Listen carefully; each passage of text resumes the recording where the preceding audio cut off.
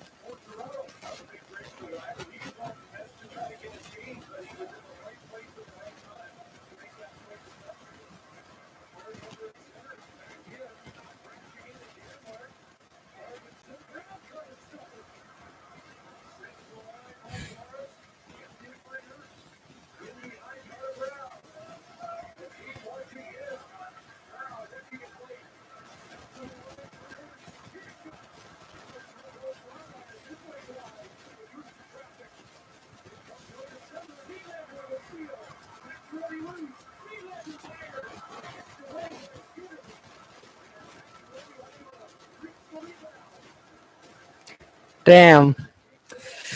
Kitty, I do agree, but I have no subscribers at all that I know of. One sec, I gotta go. I gotta go check. Um, I gotta check. Uh,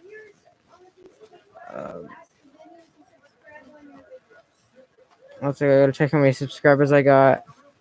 And yeah, I do agree. Like, I should like get more subscribers, then start like live streaming. But like,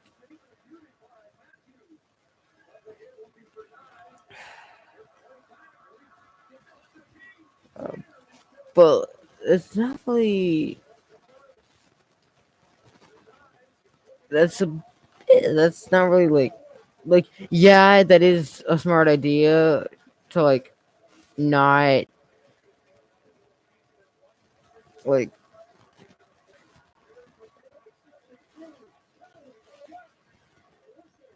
like to not be doing like live streams until like until I've got enough subscribe until I got like a decent amount of subscribers. But I also like just posting videos. It's posting videos isn't really much of a uh, isn't really much of like a I don't know how to put it. Like it's not really much of a like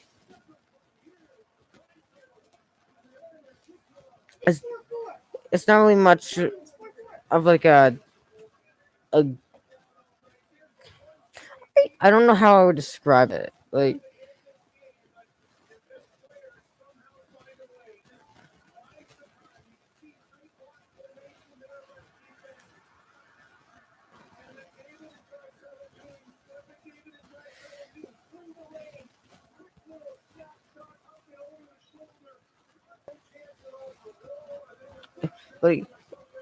I'm kind of worried.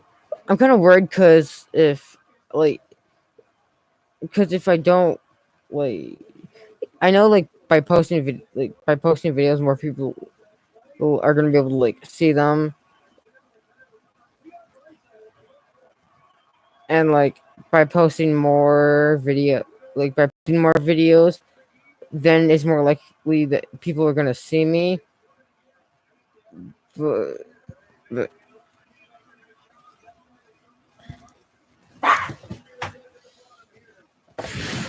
that just scared me. um yeah, funniest part is that I'm live streaming right now. Like I'm streaming as you did that. Sadly I've got one viewer being one of my friends. That's my only viewer. Nobody. Yeah, it's a tie for now. The old away man. I still pronounce that wrong. Um,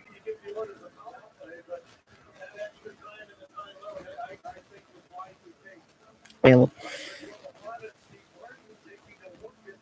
like, I know, by like making more videos and like posting more videos, then like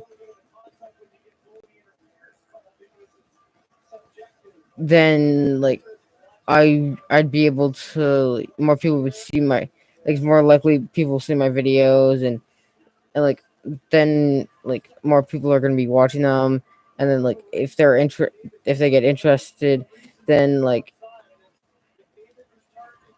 then they'll subscribe and like with more subscribers that means like they might like tell other people which means even more subscribers and it's like can like it's just a like a it's a cycle that just keeps going. I mean, for just keeps going.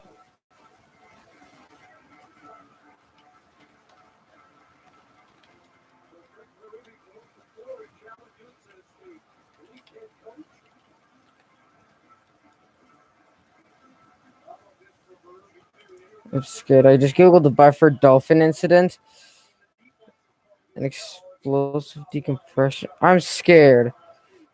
I don't know what the Buffer Dolphin incident is. Oh, never mind. No, I know what this was.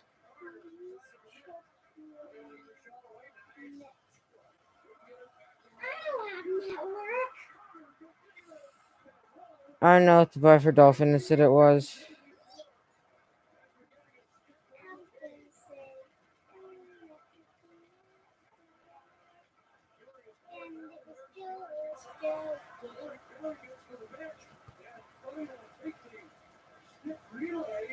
Yeah, no, I know what the Buffer Dolphin incident was.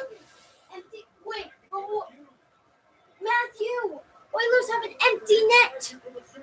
God fucking did it. Now we got an empty net. That's just beautiful.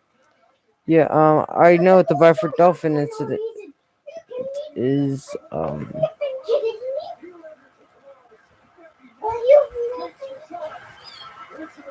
Yeah, if you don't know what the Bradford Dolphin incident is, and I'm now on just an empty stream.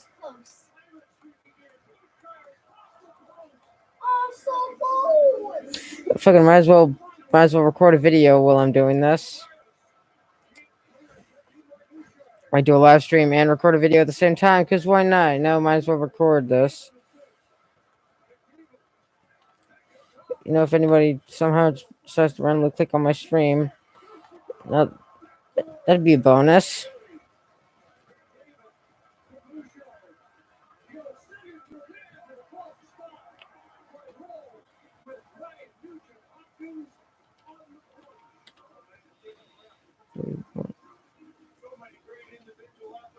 It's 1341.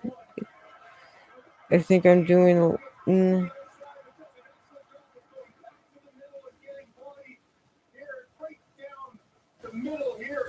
I think it's SCP 1341. I don't remember.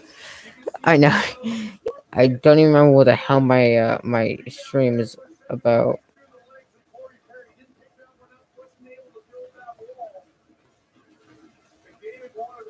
Yeah, 3114. My dumbass. It's 3114. Not 13, it's 3114.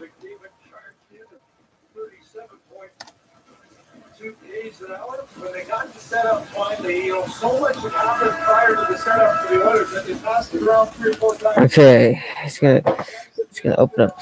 Oh yeah, it's this one. Nippy chili.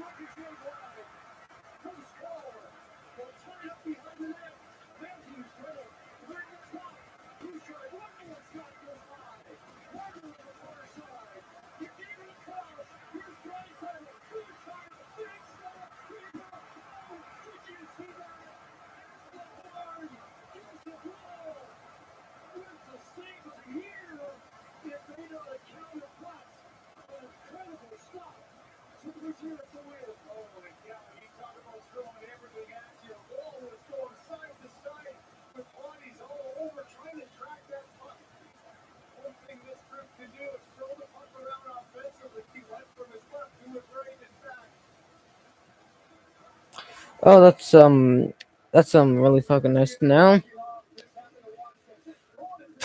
That's really nice to know that there's some SCP that can destroy existence just by just because it's a thing. They could destroy existence. It's really nice to know. I have a 357 Magnum on my hip, and I'm live streaming, and I've been streaming for 14 minutes, and I'm about to begin recording a video. Yay!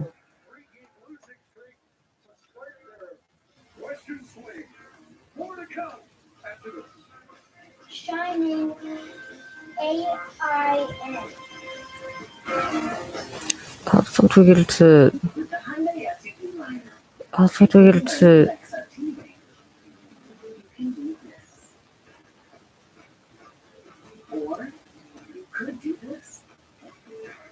I don't want a fucking grid.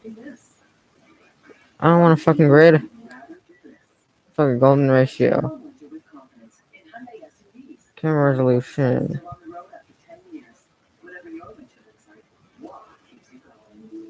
God, this fucking. Okay there! Welcome to Destiny, the little town with a whole lot of kids.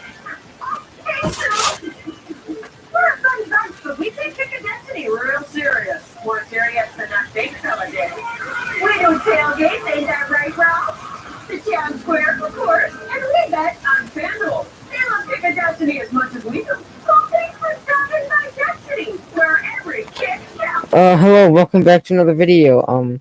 Today we are reading the file on SCP 3114. Yes, also known as Wouldn't It Be Chilly? I'm also live streaming at the same time. I've been streaming for 16 minutes and 35 seconds. At the point of that I started recording the video, I've been recording for about just over 16 and a half minutes.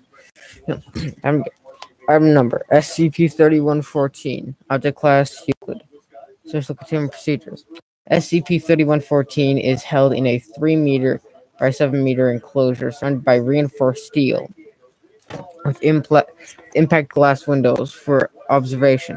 Smaller 1 by 2-meter cell was attached to contain SCP-3114 when its enclosure needs to be entered for maintenance, enrichment, or inspection. When SCP-3114 needs to be moved from one section to another, a projection of a human subject will be displayed in the desired area. Upon SCP-3114 attacks the projection, the door will be closed. No personnel are to enter 3114's enclosure outside of the approved testing procedures. Description.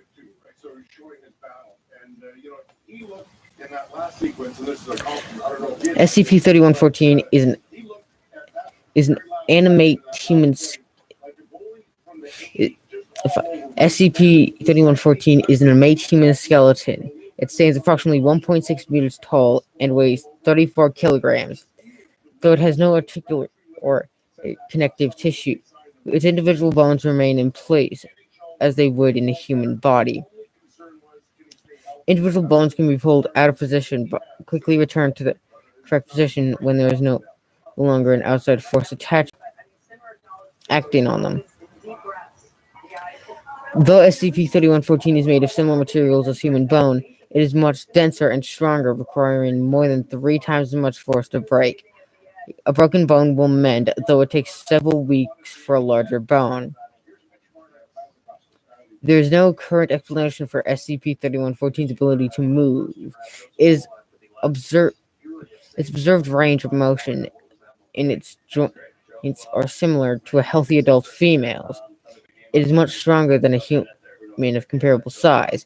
It is able to lift at least 250 kilograms with one arm, and has a measured grip strength of 270 kilograms. Its maximum observed foot speed is 60 kilometers an hour. SCP-3114 is able to react to vision with an apparent field of view similar to a human's. However, it does not react to sound or smell. It responds to touch, but it is difficult to test its sensitivity.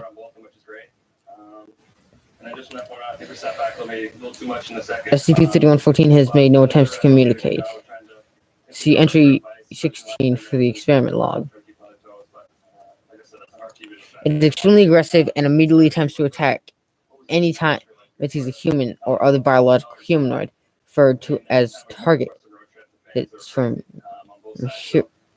heroin. Hurry.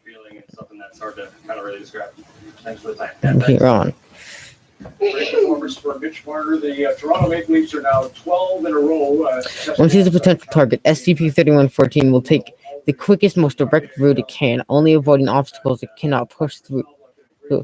Once it reaches the target, it will latch on with its hands and begin squeezing around the throat. Once the target has stopped moving, SCP-3114 will begin tearing into the target's body and pulling out its bones.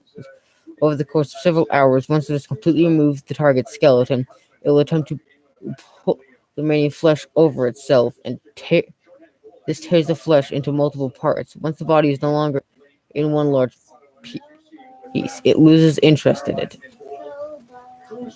When no target is present, SCP-3114 is very docile. It explores its enclosure but does not attempt to escape.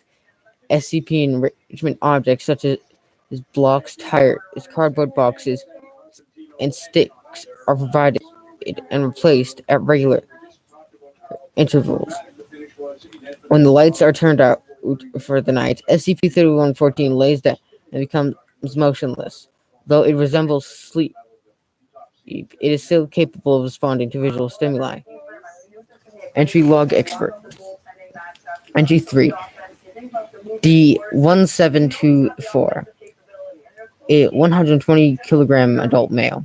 Date.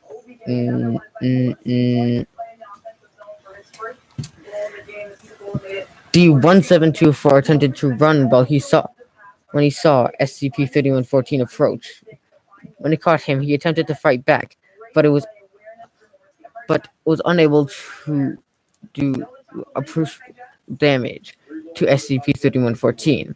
However, this did agitate the SCP-3114 a great deal, and damage to subject was greater than in other observed cases. SCP-3114 gave up removing the subject's bones partway through when it became clear the subject's body was not intact. The remains were placed in a corner. SCP-3114 placed several sticks and a cardboard box on top of the subject, as though burying him. Entry 5. Store mannequin dressed as a D-class personnel. Date. SCP-3114 ran to the subject as expected. However, it stopped several feet away. It stared at it for several minutes, then waved a hand in front of the subject's face. It seemed confused by the lack of facial features.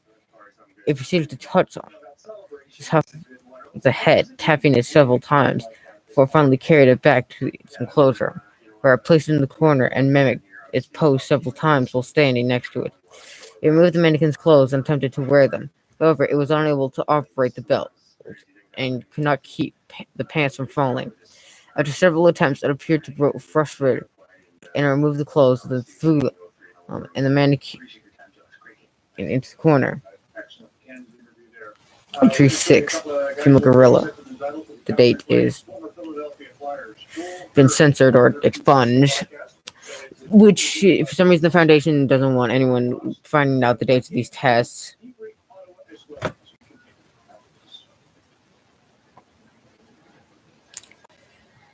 SCP-3114 approached the subject but did not become aggressive until the subject stood up. SCP-3114 proceeded to engage in its typical behavior. However, the gorilla was able to break SCP-3114's left arm before it expired. SCP-3114 was unable to fit itself into the subject's body, giving up after the body was no longer attacked. It was buried in the corner, as with previous subjects.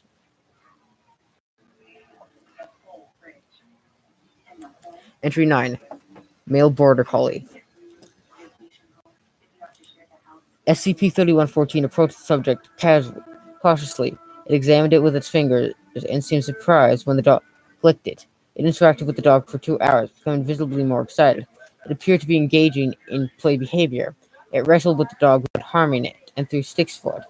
At one point, the dog attempted to bite SCP-3114's lower left leg, at which point SCP-3114 struck it sharply, frightening the subject.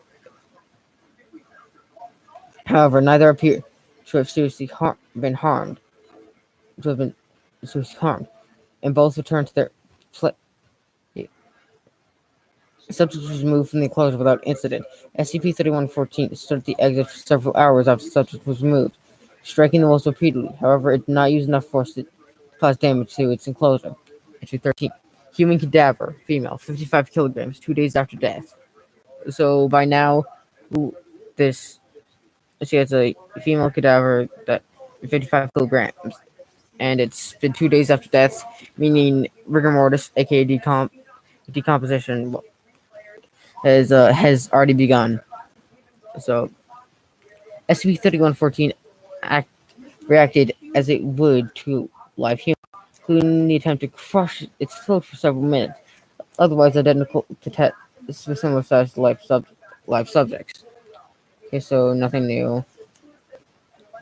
Entry 14. Human skeleton. Articulated for teaching. SCP-3114 approached the subject rapidly but did not attack.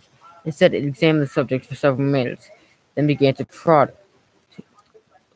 When this electric, response, it ran its hand along the top of the subject's head. It then carefully removed the subject from its stand and carried it back into the enclosure. Cradled the subject for several hours. It then put the subject in the same position it takes during sleep periods. Entry 16. Human cadaver, male. 145 kilograms, 1 hour after death. So yeah, nothing's gonna really happen because he just died. Though of course, like all his muscles are gonna relax, and so his bowels will have released everything. He's gonna stink. Subject reacted as in log entry 13. However, it was able to keep the body intact while it placed itself aside. It walked around its enclosure for an hour while burying the subject. When the protection was shrunk to clean the enclosure, SCP-3114 did not attempt to attack the projection. Instead, it walked up to it and began to attempt interaction. D4843, an adult male, was placed in the enclosure when SCP-3114 approached. He attempted to escape. SCP-3114 grabbed him, but did so gently, and continued to try to interact with him, taking his hand and placing it on its face, trying to ape his moves and embrace him. He reacted negatively to all interactions. After 3 hours, D4843 was removed from the enclosure. SCP-3114 waited for several minutes at the door. Then it tore the subject off itself. It kicked the remains into the corner. It then laid down next to the subject of entry 14. It did not move for 3 days, at which point it resumed its normal behavior. So in entry 14, it was the skeleton, and then it also, 13, it was the female cadaver.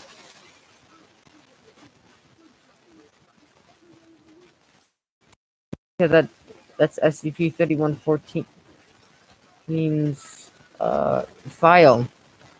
I will be doing more like SCP files in like the future and stuff if you guys want.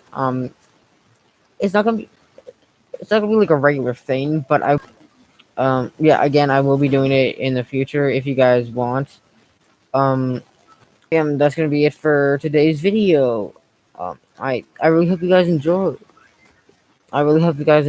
And I'll be seeing you in the next one.